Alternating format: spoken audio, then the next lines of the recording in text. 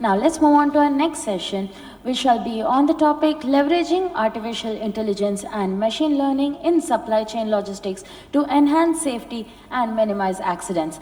And for the same, I would like to introduce Mr. Dharnesh Koganti, Regional Head South, Netradyne.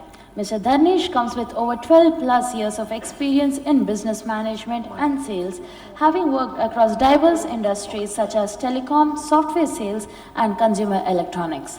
In Netradyne, he has been leading business efforts with several logistics and enterprise customers in implementing AI ML technology into their fleets, thereby enhancing the safety aspect of their drivers and the precious cargo which they carry. Apart from his job, he is also passionate about macroeconomics and he is an avid follower of the subject. So let's all put our hands together and welcome Mr. Dharnesh on the stage. Hello, am I audible? Hi, good afternoon everyone. My name is Dharnesh and thank you for the introduction. I know I'm holding you for lunch, so I'll try and make things as quick as possible. And I know from morning you've been bombarded with the word AI.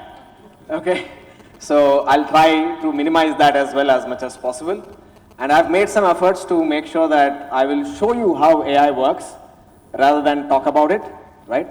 And let's see how it goes, okay? So if it's boring, you can let me know. So I'll start off with a small video so that I can grab your attention.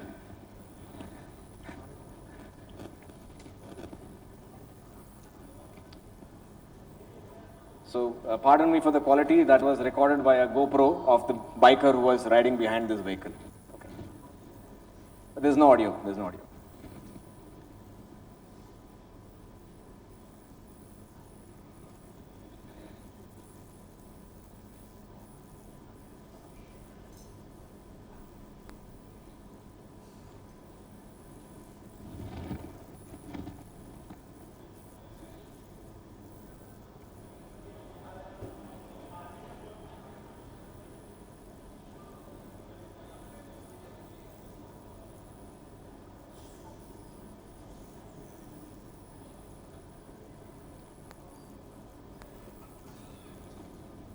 Right. It's a very sad scene, right? Now you know what I'm trying to address here in this forum. I know this audience here is managing a wide gamut of, or looking at wide gamut of things in terms of supply chain and logistics.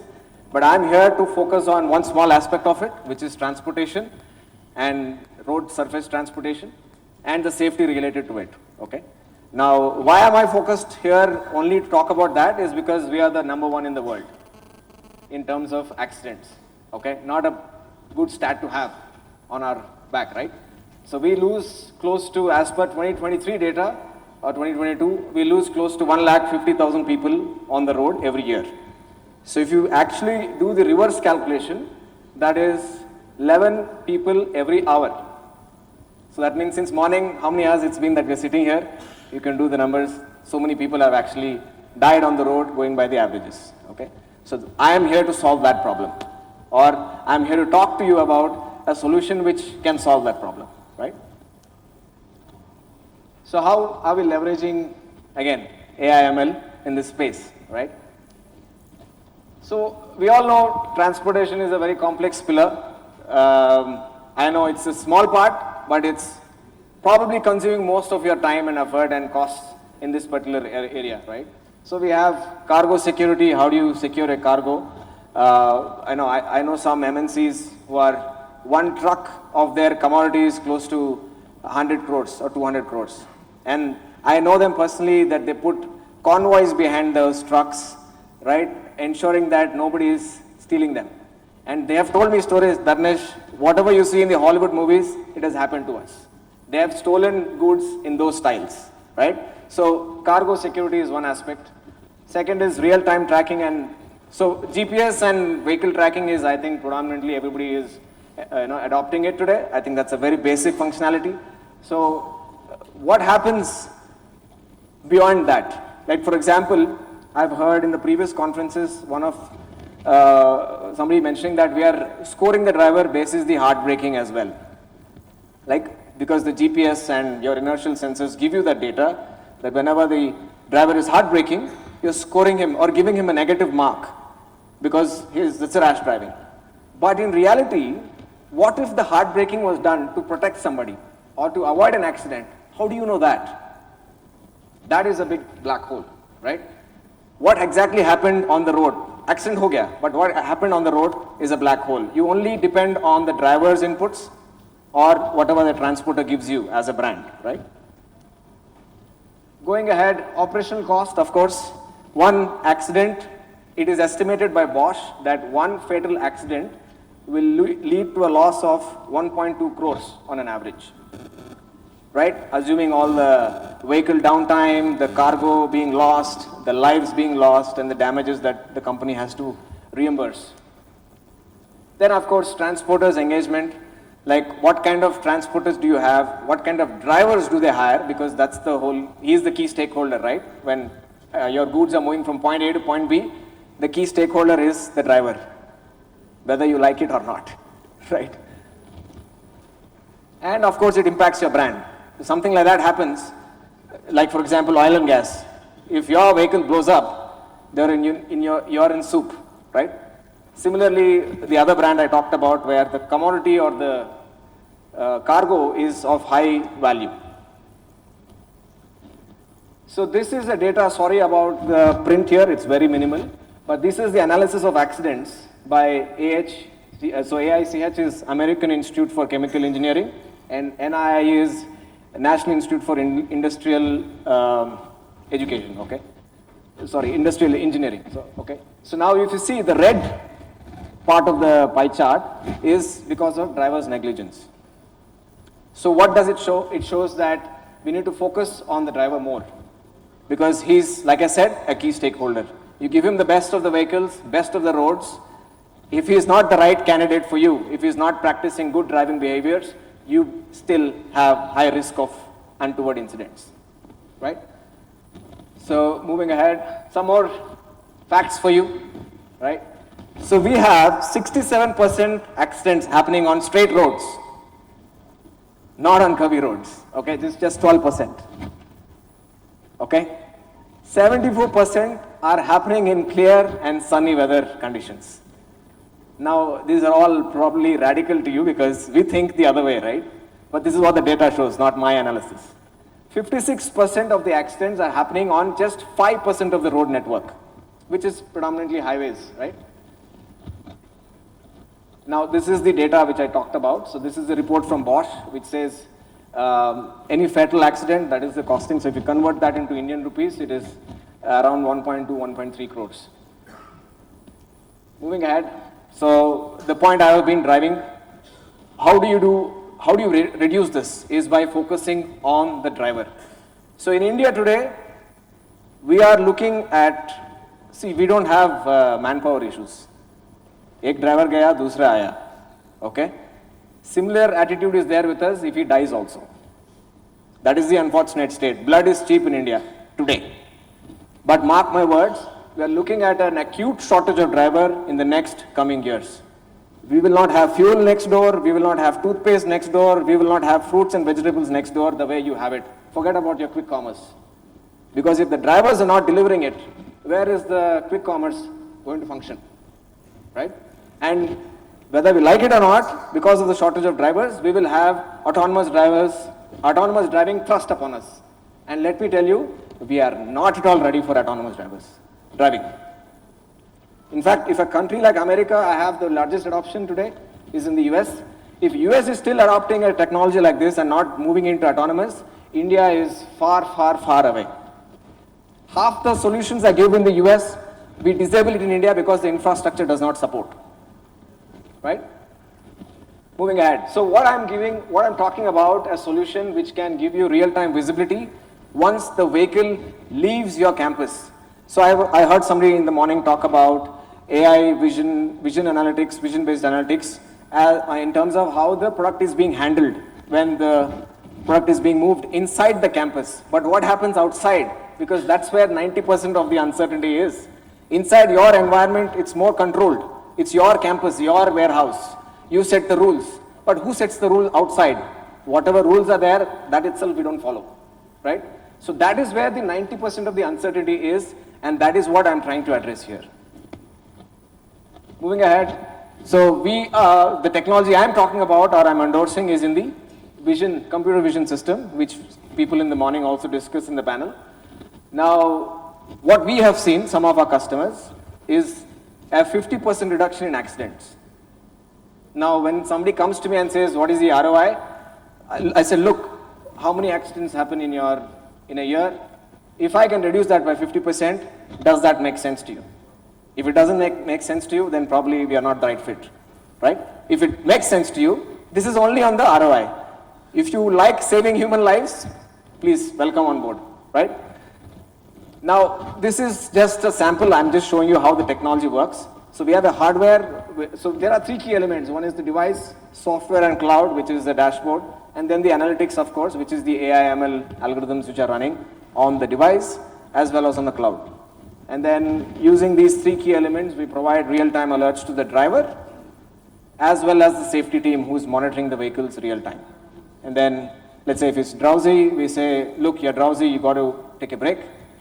And then if he's not listening, there's an alert which goes to the safety team as well saying that so-and-so driver has been found drowsy and you need to take action. Right? And we tell it in a manner that you still have time, not after he's going to sleep. If he's already gone to sleep and driving 60 kilometers per hour, no matter how many alerts I give him or you, there's no time for you to take any action. So this is basically a comprehensive pyramid which shows how the safety, in terms of safety, okay? So we started off with telematics, which I think now everybody uses in the industry because the government itself has made it a mandate. Now, as we go ahead, when you bring in cameras and vision, you have other layers coming in, right? So you have now seatbelt compliance, driver drowsiness, distracted driver, talking on the phone, facial recognition, and you come a little bit above. So this is collision warning, following distance. So traffic lights we disable in India, it doesn't work, okay? Weaving, posted speed sign, we all disable. There are no lane markings properly in India, so for us to read. Posted speed violation, the speeding posts that they have put are not at all uniform. Somewhere it is put KMPH, somewhere it is something else. So how do you train the algorithm to read so many dynamic changes, right, on the road? Unlike in the US and Europe where everything is structured across the country, right? Here, Bangalore, we had heart-shaped signals for some time, the red light, and then suddenly it's gone back to round. So how do you train the algorithm to recognize that? That's the challenge that we have in India. And we go up, we have something called as the intelligent driver monitoring system, which gives you the driver score. We tell you who are your best drivers, who are your worst drivers, right? And so all the other features that come along with this. And then of course, real time, since we edge compute, we tell the driver that you're doing this wrong. You need to correct yourself right then and there. And then of course, all the other notifications to the safety team. This is something we have built. It's a proprietary IP we have on this. It's called driver scoring. See, in India, today, you could be a Stanford graduate or a Harvard graduate for all I care. You need to have a CV, right? But imagine this, you're giving your truck, which carries crores of worth of goods, and probably it is also hazardous, to a person who has no credibility in the background. You are just going by reference, you're just going by perception. So how do you know, is that driver good enough to take that cargo from point A to point B? Today, there is no mechanism, right? And we are in discussion, the government of India is also doing a lot of things on this. They're trying to bring in a CIBIL score format into driving score as well. There are a lot of challenges to it. They're struggling how to roll it out, and because there was a question that how do you score a tractor driver who is driving the tractor in the field, right? So then there are a lot of issues there. So how do you manage his score on the driving license? So there are a lot of things happening in this, but today, as of now, that I know, we have built this proprietary system to ensure that you know who your drivers are, how his driving pattern is, and the scoring is done in such a manner that if I'm scoring a driver high, that means the probability of an accident is low. And if I'm scoring a driver low, the probability of the accident is high. So you can optimize which driver to go on which route basis this information. Now I will show you some videos. So this is a video from CNBC. It talks about how one of our customer uses this solution to reduce accidents on their fleet. Okay, it's an audio-based video. I hope. Yeah. DSP owners like Dennis get real-time alerts if their drivers exhibit patterns of unsafe behavior. The in-vehicle safety technology we have watches for poor safety behaviors like distracted driving, seatbelts not being fastened, stop signs, traffic lights. We've seen over the past year that a reduction of 80 to 95% in these events when we've warned drivers real time. But the really game-changing results that we've seen have been almost a 50% reduction in accidents. Yeah, so that company doesn't require any introduction. Everybody here knows which company that is. This is another footage which shows you how a real-time alert to the driver potentially saves an accident. You can.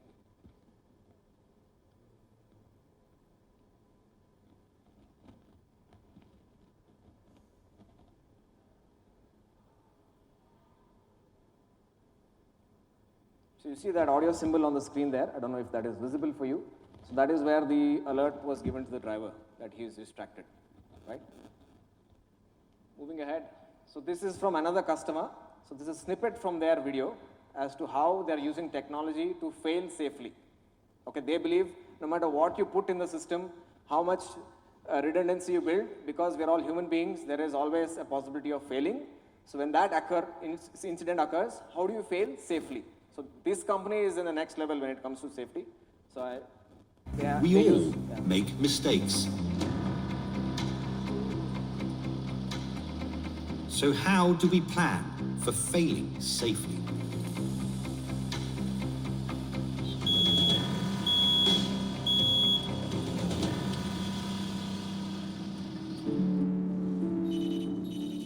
People are human. Things can go wrong. Okay. And when they do, we need to keep everyone safe. In our planning, our systems, and our technology. So that's from Shell India, one of the oil and gas companies who are our customers. So they have an SOP. If a Netradyne device throws an alert, drowsy alert, the driver needs to pull over and take rest. Otherwise, if there is another driver, he needs to switch over, right? This is another footage which shows you how real-time alert avoids distracted driving.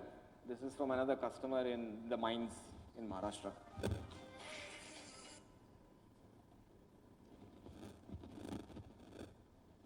So you see that he gets that alert there. So he was kind enough to acknowledge the device as well. So moving ahead. So this is a study which we did, which got published in Forbes. So one of our customers, which is writers, Hitachi writers, they are into cash movement from point A to point B, in the banks and ATMs. So they could see a 50% reduction in their accidents. I understand it's very fine print. So if you look here, okay, let me go to the next slide. Yeah. So 50% reduction in accidents, 38% reduction in distracted driving behavior, and 74% reduction in driver drowsiness. You can see the scoring, heartbreaking, and the pattern, collision warning, and so on and so forth. So some data here too. These are some of our customers who've been early into this trend. So in India, India I think is still very nascent. The technology is just picking up. In Bangalore especially, I'm seeing a lot of interest for employee transportation, where a lot of large banks are interacting with us to ensure their nighttime employees who are being transported, the drivers are not drowsy, especially. Because in India, we don't have a proper mechanism to track how many hours a driver is driving, unlike in the US. In the US, we have ELD systems. So every time you enter into a truck or a vehicle, you need to log your timeline. And the police in between can stop you and check your log. If you are doing anything more than 8 hours, they can reprimand you.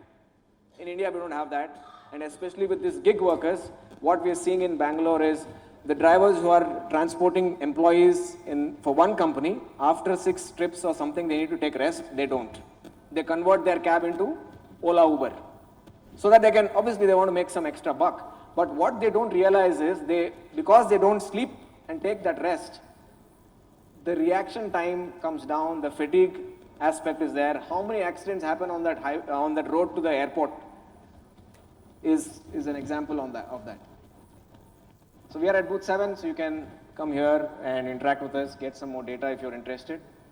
Yeah, that's about it from my side. Thank you so much. I hope I made your time worthwhile. Any questions? I'll be happy to take. Yeah?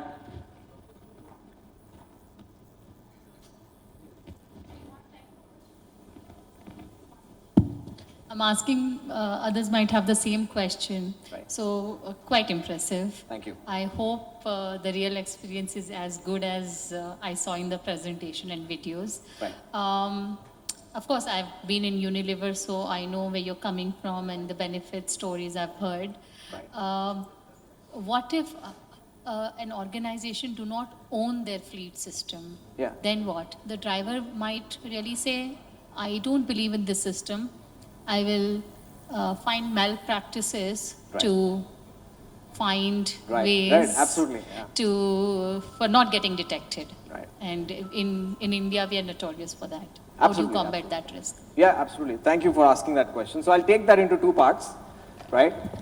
I'll answer the second part first, which is the malpractice. So we have had variety of experiences dealing with Indian drivers. They do a lot of mischief, right? Something which you can't even believe. But having said that, we have built in the system in such a manner that unless somebody actually plugs out the device, damages the device is always going to be functioning regardless, unless if he switches off the ignition. That means if the vehicle is not being driven, there is no camera recording. Once the ignition is on, the camera gets powered on and starts recording, right? Now, if the device is not responding to my cloud within 24 hours, or every 24 hours, even if it is asleep, there is a low power wake up. It wakes up, pings the cloud, and then goes back to sleep if the vehicle is not moving. So if I don't get a ping from the device for 24 hours, then there is an alert which gets shot out to the customer saying that this device has not responded to me for last 24 hours. Please check whether it is because there is some malpractice or because your vehicle is in a no network area for 24 hours. You have parked it in some remote area where there is no network, so there is no network for 24 hours. So these are some mechanisms we are building, but it is not foolproof. It can never be foolproof because people who want to do mischief, they will always find some or the other way. So to answer the first question, Shell that I showed you does not have any fleet of their own. Amazon does not have any fleet of their own. They always have so the DSP that they were talking about is their hauliers, is their vendors. So as a company, they have a mandate that safety is a priority to me. And if my goods are moving, I want them to be safe. I want the driver to be safe. I want people around that vehicle when the vehicle is moving to be safe. So it's a mandate from their end. And they mandate it. If you as a transporter want business from my company, you need to install either a technology like Netradyne, or if they have done the testing and they want the data, because if I am signing up with a haulier, I am liable to share data to him, not to somebody else. So if the company says, I want the data, they pay for it, and they say, you have to install it in your vehicle. That's how it works. So we work with those kind of companies. So the approach is also very clear, right? So I told you, if it is going to make an ROI, first of all, we look at what kind of accidents you have. If I can reduce that by 50%, like how my other customers are benefiting, if that makes sense to you, then let's talk. Then in India, that's what works, okay? Unlike Europe and US, where we lead with probably saving lives, in India, we need to lead with ROI. Unfortunately, that's the scenario. So wherever we have seen customers have shown interest, there's a lot of interest coming up in India. Typically, what we see is Indians sit on the fence when it comes to technology because manpower is cheap. But once the adoption picks up, we see it's a huge market going forward. Yeah. Any other questions? But yeah, we are growing at double digits in India as well every year. So just to give you some inputs on that. Yeah. Yeah, please.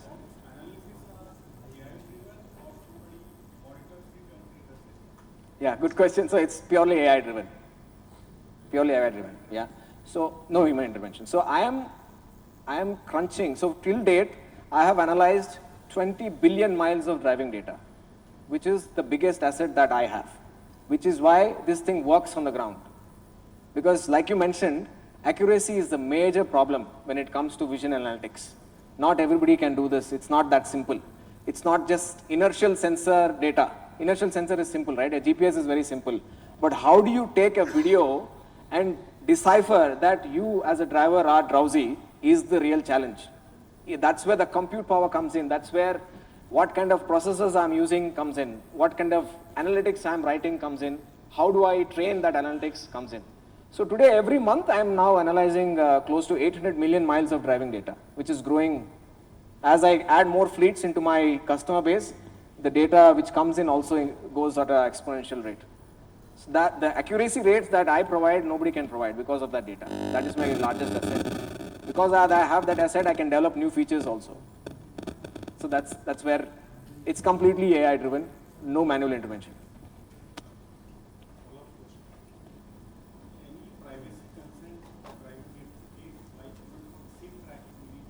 You know, I am so happy somebody in India is asking about privacy of the driver. I'm very happy somebody asked this question. I'll tell you, you know what, how many companies are actually interested about drivers' privacy in India? One company. Only one company. That is Shell India. Only one company is interested about drivers' privacy. Nobody cares. But it's up to them. But yeah, in the US and UK, if we have to enable the inward camera, so we have multiple privacy options. So, okay. One of the commonly used privacy option in the US and UK is the inward camera is always blurred. And it will only open, you saw that bounding box on the driver, right, in the video? It will only open that bounding box when the driver has done some violation. So if the driver has not done any violation, everything is blurred out. If he has done some violation, I need to show proof, right, that he has done the violation. So I open up that particular part and upload that footage as a proof, and then again goes blur. This is one method. Second method, we can completely disregard the inward camera footage altogether, but only give alerts to the driver. The in-cab alert is given to the driver, but there is no footage being recorded. The footage is immediately discarded by the device. That is number one. And especially with the employee transportation, a lot of privacy issues have come up, where the employee is sitting behind, they don't want their faces to be recorded. So we have again that blurring feature. Sometimes they say, no, driver ka पीछे जो बैठा है उसका चेहरा जब open होता है दिख रहा है उसमें. So we have another mechanism for that as well, to blur out all the faces of the passengers inside the car except for the driver. So see, to give you we are a GDPR compliant.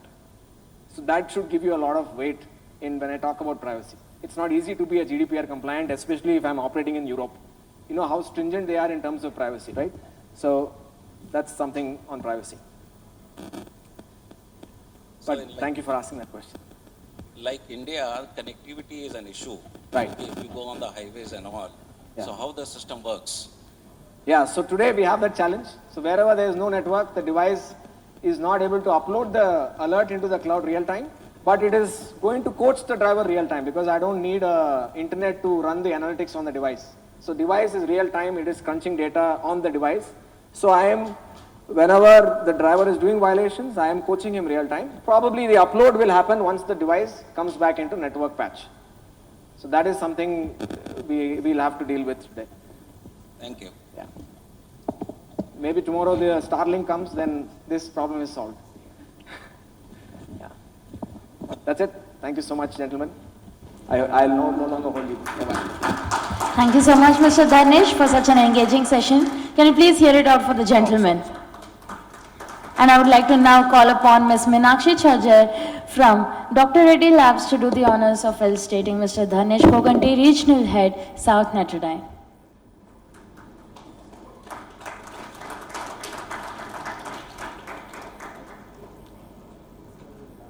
Thank you, Ms. Meenakshi, for doing the honors. Thank you so much, Mr. Dharnesh, for that engaging session.